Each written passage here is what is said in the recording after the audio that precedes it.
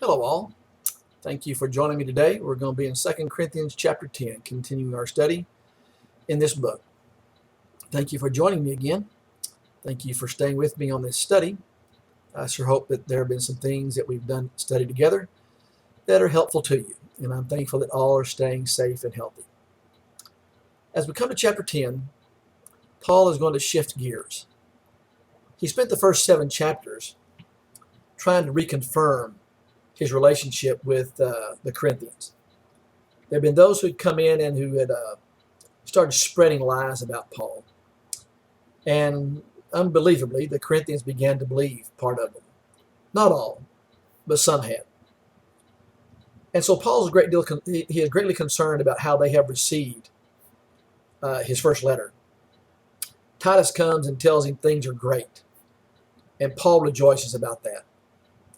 And so, having reestablished that relationship and his confidence in that relationship, we see the full bloom of that in chapters 8 and 9, when he begins to insist to them that they get about fulfilling the commitment they had made the year before about the collection for the poor saints in Jerusalem. Having concluded that part, now he shifts to chapter 10. And you can tell verses 1 and 2, I think he begins with an element of sarcasm here, which is indicative of the strength with which he's going to speak in chapters 10 through 12.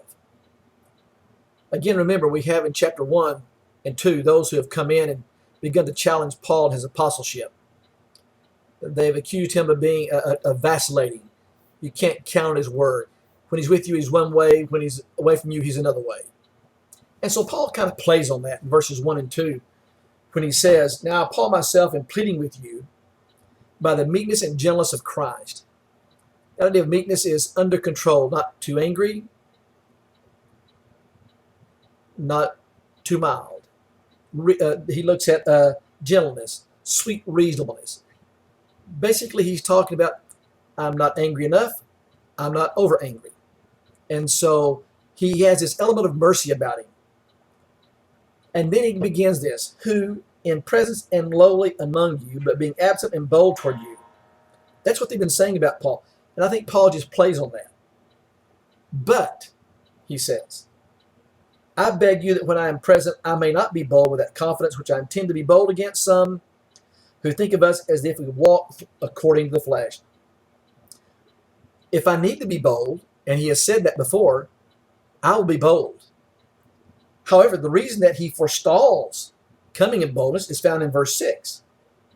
He's given them opportunity for their obedience to be full or to be complete. He wants to give them the opportunity to right themselves.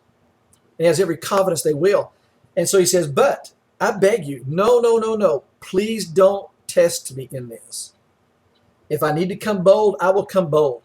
But I'm going to be bold against some. Don't test my courage in this. They're testing me. You don't test my courage. And they think we're going to do this act of the flesh. Paul said, this is not going to be a fleshly battle. The weapons of our warfare are not carnal. If they think that we're going to come in and we're going to use fleshly means of carnal warfare to accomplish our purposes, they're going to be wrong. They're going to be surprised. They're going to be mistaken. We're going to break down every stronghold, every fortification. We're going to cast down every evil imagination. So here's their knowledge that usurps the apostleship of Paul and sets themselves against his authority. Here is the knowledge that sets themselves against God. And Paul is saying, when we come, here's the battle. The battle is for the hearts and the minds. They're fighting a carnal battle using carnal means. We're not going to fight that battle. We're going to battle, and the warfare is going to be for the minds of people. And he said, in doing that, we're going to bring every thought into captivity to the obedience of Christ, being ready to punish all disobedience. We'll come with boldness against all disobedience, but we're going to give you a chance for your obedience to be fulfilled. That's why we have delayed coming. But now it's time. Now it's time for us to take on these Judaizing teachers. So he says, do not look at things according to the outward appearance. He says, If anyone is convinced of himself that he is in Christ, let him again consider that in himself, that just as he is in Christ, so are we. And the point is, if that's what they think about themselves, then give us the benefit of the doubt that we're in Christ. If they think themselves in Christ, then let that be reciprocal. Let them think that we are in Christ as well. What he's saying here is, I want you on my side. When trouble arises, I want you to be with me. But the first thing I'm going to do, I'm not going to jump. I'm not going to jump and crush all opposition immediately. That's not the first thing I'm going to do. But what I want is I want you to be on my side. You tell me. They say, translated, when I'm behind the keyboard, I'm strong, but when I'm with you in the flesh, I'm weak. Look at this. If they consider themselves a Christian in Christ, then so consider me in Christ. Give me the same benefit of the doubt. He knows what a Christian is, and he's confident that he is one. So he must know what makes another man a Christian. So if they know what makes a man a Christian, then so consider me a Christian, is what he's saying. What Paul is saying is plain as day. These personal slanderers against he and himself are creating a great chasm between them. But Paul says there's no comparison between the two. There's nothing here that will compare between the two. So in verse 7, he's trying to correct their misperception, that they have a perspective that's wrong. Gently but firmly, he gets to the heart of the problem, telling them what he does in verse 7 and verse 8. They're making judgments based on appearances. And often, when people criticize, it's because they're not looking deep enough. They take things at face value, not bothering to look beneath the surface or stand in the other person's shoes. Paul says, however, a knee-jerk reaction to criticism can cause the same problem. So before we take offense, we need to take a look at ourselves from others' perspectives, but they need to look at me from that perspective as well. But then, while they're challenging his authority, here in verse 7, in verse 8 he says, let me clarify my motive here. For if I should boast somewhat more about our authority, which the Lord gave us for edification, and not for your destruction, I shall not be ashamed, lest I seem to terrify you by letter. Paul makes sure his critics understand what's in his heart. Authority comes with a mandate of building up, not tearing down. What are they doing? Are they building up or tearing down? Remember what he said in chapter 2? They come and they're hucksters. They take advantage of you. The authority we have as an apostle has come. We're building up. Yeah, Paul feels kicked around at this time. And yes, he is bruised at this time. But Paul says they think we're overemphasizing our authority. Let me tell you something here. As far as he is concerned, he has every right to boast, but the boast is not in himself. The boast is because of what God has done. This whole authority that God has given him as an apostle is to build up. This is a direct hit at these false apostles. But Paul and his helpers have built up so beautifully, these have come in to tear down and to wreck. And that is for your own personal destruction. But we came to build you up. And so he will come then to verses 9 and 10. For his letters, they say, in other words, Paul, you're just unimpressive in appearance. You're not great to listen to. For his letters, they say, are weighty and powerful, but his bodily presence is weak. His speech is contemptible. It's slander that is spreading about in Corinth, that his letters are heavy and strong, so as to scare one, but bodily presence is weak and never scares anyone. The critics have shown their superficiality. Secular history does record that there was nothing really that was tremendously becoming about Paul. But that aside, whether that's true or not, Paul said they think we are weak and contemptible. Rather, verses 11 and 12, Paul says we are genuine. Look at our authenticity. Let such a person who says we're weak consider this, that what we were in word, by letters, when we were absent, such we will also be in deed when we're present. In other words, what he's saying is, we've been consistent. How you see us at the grocery store on Thursday is the same way we presented ourselves to you when we were before you. There was no inconsistency. What I am in my writings is what I am when I'm present with you. I'm not present with you behaving one way and write to you another way. What you see of me on Thursday at the grocery store is exactly what you see of me when I'm writing right now. I have had consistent behavior. And then he says, verse 12, we would not compare ourselves with those who commend themselves. Such subjective comparisons are meaningless. So when these false accusers started, they implied that they were better than Paul. That although they wrote no letters, their bodily presence and their face-to-face speech was vastly superior to Paul. Those who recommended themselves never need anything more. They have their reward.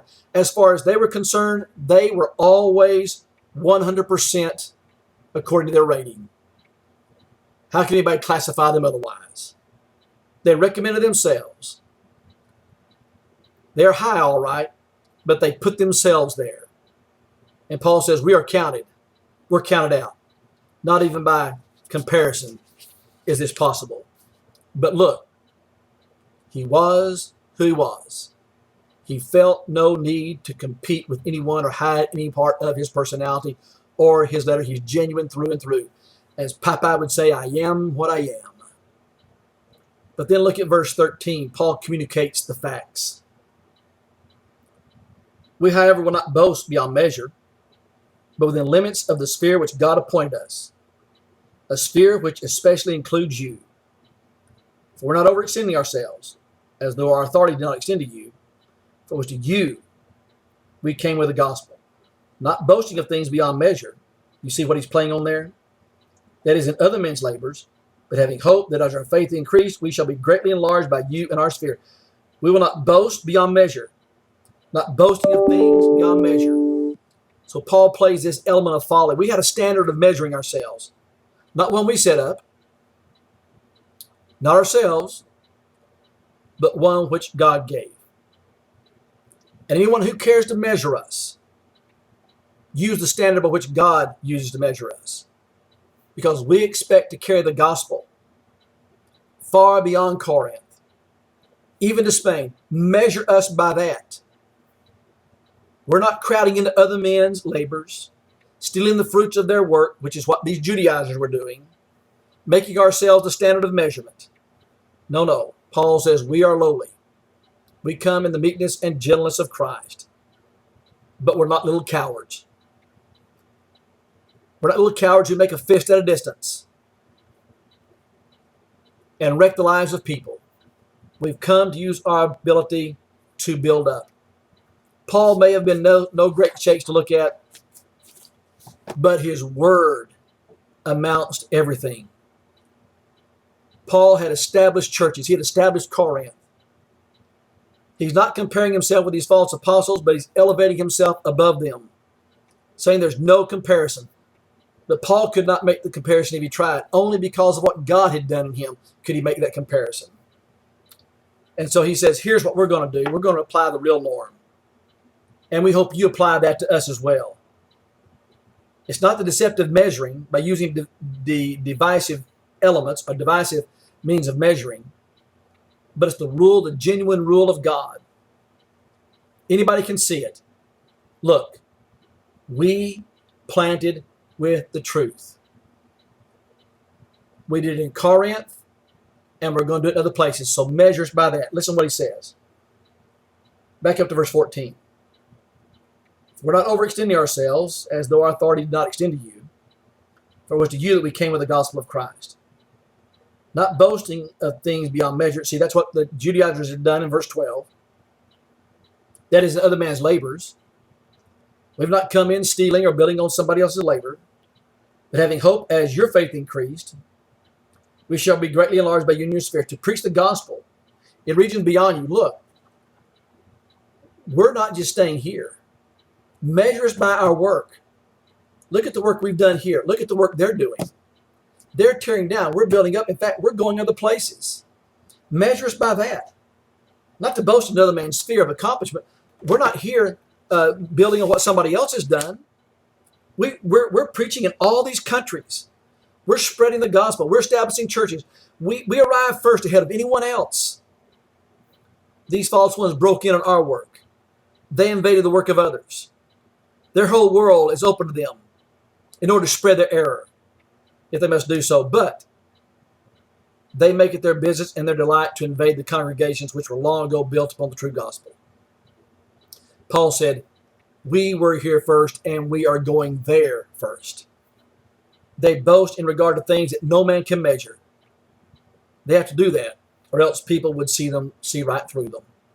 Why? Because craftiness is their game, their measure, which is in no sense a measure at all, so the things they do remain not measured at all. But that's where their boast is at.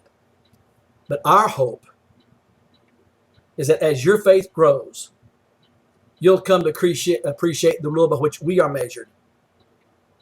And we seek to glorify God. And what is that? We establish the gospel with you, and we're taking the gospel other places. Verse 17 and 18. For he who glories, let him glory in the Lord. For not he who commends himself is approved, but whom the Lord approved. Paul says, we hope to preach the gospel in other places beyond you, but we will not glory in other man's rules of measurement. Let's give a summary of this. Paul reminds them of his ministry that was given to him by God. We see that in verse 13. We, however, will not boast beyond measure, but within the limits of the sphere which God appointed. He tells them his reason for coming to Corinth was to bring good news. Verse 14. For it was to you that we came with the gospel. He reminds them that he's never lorded his leadership over them. On the contrary, he's looked forward to learning from them. Verse 15. Not boasting of things beyond measure, that is, another man's labors, but having hope that as our faith increased, we shall be greatly enlarged by you. He repeats again that Corinth is not his only place of ministry. His involvement reaches beyond, to regions beyond. Verse 16. To preach the gospel in regions beyond. He's separated his ego from the Corinthians' response to him. His world is much bigger than Corinth. He serves there because God has called him to do so, not because he needs to have a place of power. That's what the Judaizers need. Paul says, I'm owning this. I have been genuine with you. And what you see in me before and later is what you see now, but not them. And by the way, measure me by a standard of God's measurement, by the work he's assigned me to do, not by their false measure of how they come in and take the accomplishments of another man. So you can see Paul gets rather pointed with them. In chapter 11, he'll continue this kind of pointed dialogue. Thanks for joining me. I'll see you again when we cover chapter 11. Thanks.